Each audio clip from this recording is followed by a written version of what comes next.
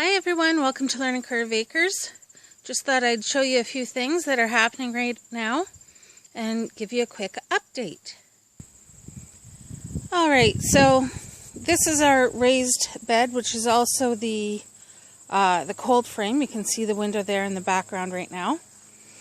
Things did really well in here this year, including some weeds, which can be seen.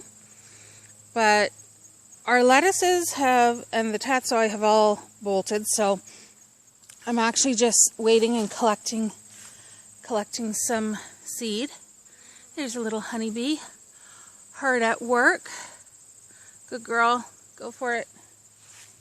But this was the bed that we filled mostly with the composted chicken manure and rabbit manure, and I honestly found it to give the most food per square inch in this garden. It was just so nutrient packed that everything has really done well.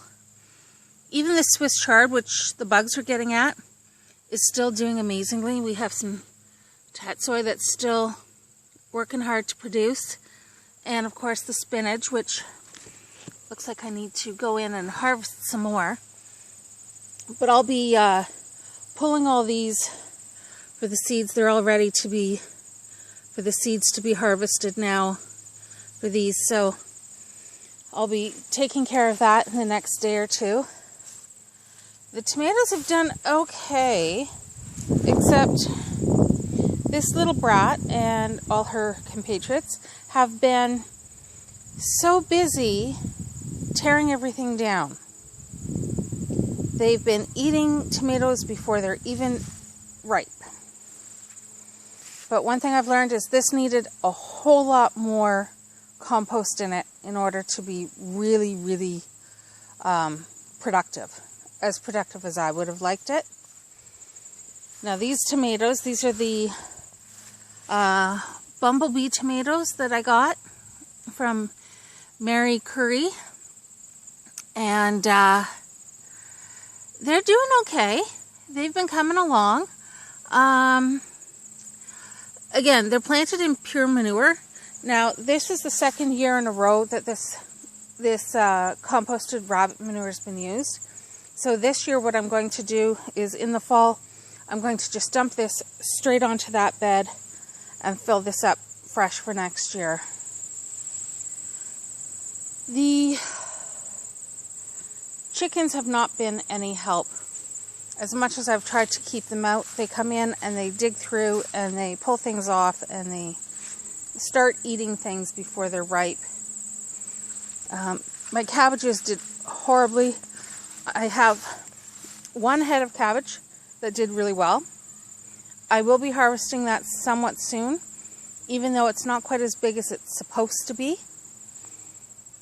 That one will be going to rabbits, definitely. But we've gotten a fair bit of zucchini off of this, so I can't complain too much. I actually have a fridge full of zucchini waiting for me to do something with it. But, yeah, next year I'm going to try and, I don't know, maybe move things around a bit. I'm always trying to do things differently every year, see what's going to work. These are the spaghetti squash. They've done fairly well. I have to admit, I'm fairly proud of them, even though I do have some weeds growing up in the center, but that's my fault because I haven't gotten out here to weed things. But it was so hot this year, and then all of June and July was so dry. It's been ridiculous. We had more rain in August, which was good, and some slightly cooler temperatures, and I think that's what has allowed things to kind of finish up. I didn't end up with a whole lot of beans from the pongo beans that were sent to me, but I'm going to harvest those ones there and save their seeds for next year, because we did enjoy the ones we were able to harvest. We did really enjoy. So over here we had the tomatoes and the peppers, and there's a bit of kale there. That was the kale that had been overwintered. It was actually started last November in our window, in our flower pot. The peppers, oh, this one's off. These peppers I haven't been overly thrilled with. They've been very thin-walled and not a lot of flavor, even though they were supposed to be sweet pepper varieties. But the Ahi Sugar Rush peach has done amazingly out here and has been producing and producing and producing.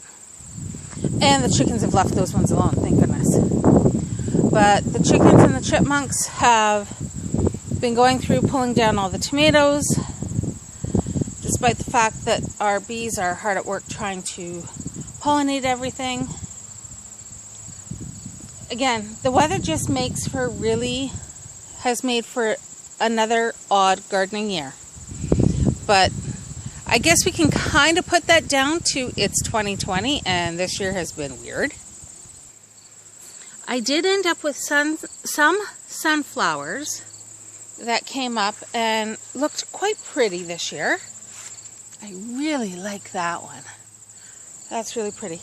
But what I did was, because I've never had any real success starting them inside and then transplanting them, I just threw them all in the dirt and said, well, we'll see what happens. This tomato here was from a package of grape tomatoes, they're called, from the grocery store. I thought we'd see if we got any off them before the end of the season, because we bought these back in early July.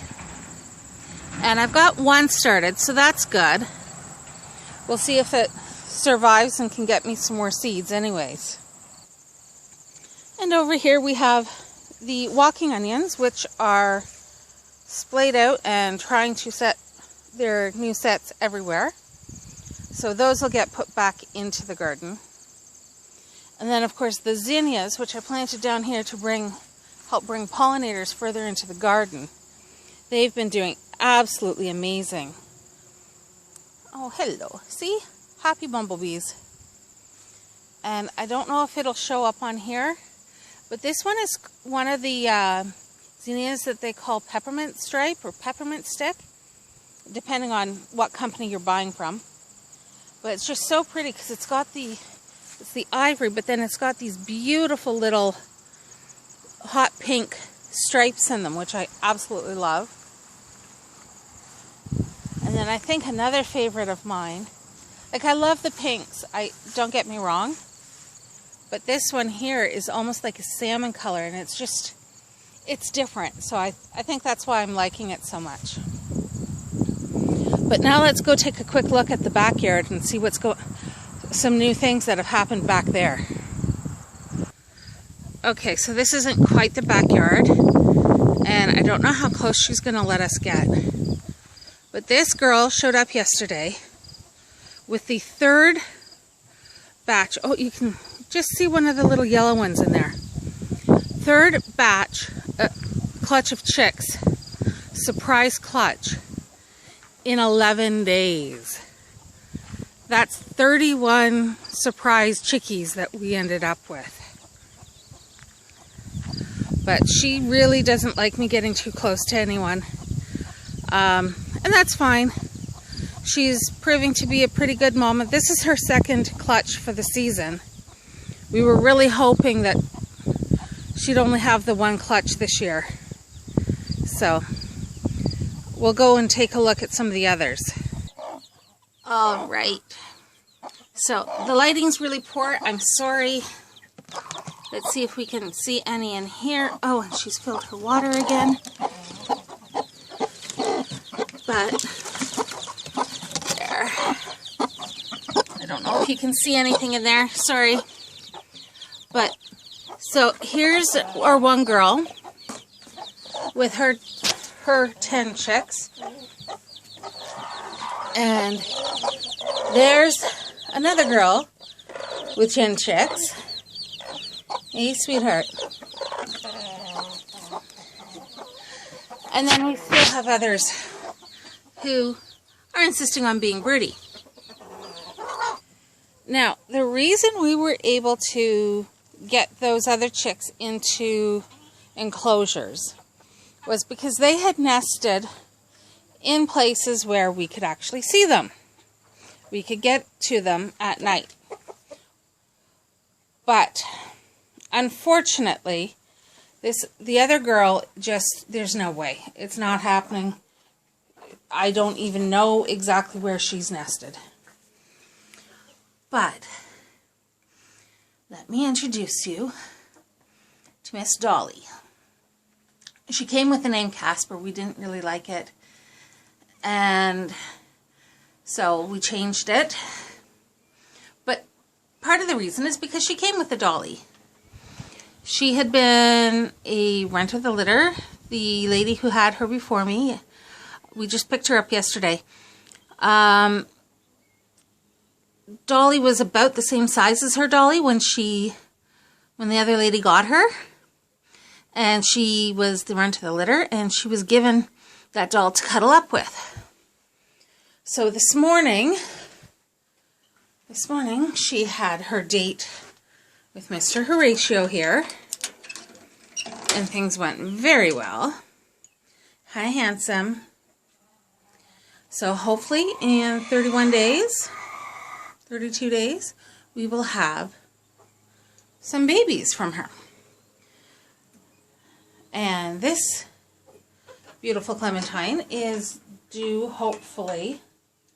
We've tried to breed her a couple of times, but we think it finally worked for her. She should be due in a week and a half. So those are some of the things that are going on. Just to, as I said, tried to keep it to a quick update. I meant to mention that I do have some kale starts ready to go into that raised bed up front, where I'm going to be pulling all that lettuce, all the bolted lettuce. So we've got that ready to go in, and that'll be happening within the next few days, I hope. Anyways, just thought I'd say hi and do a quick update, and I hope everyone is keeping well. Have a wonderful weekend, and we'll see you soon. Bye-bye.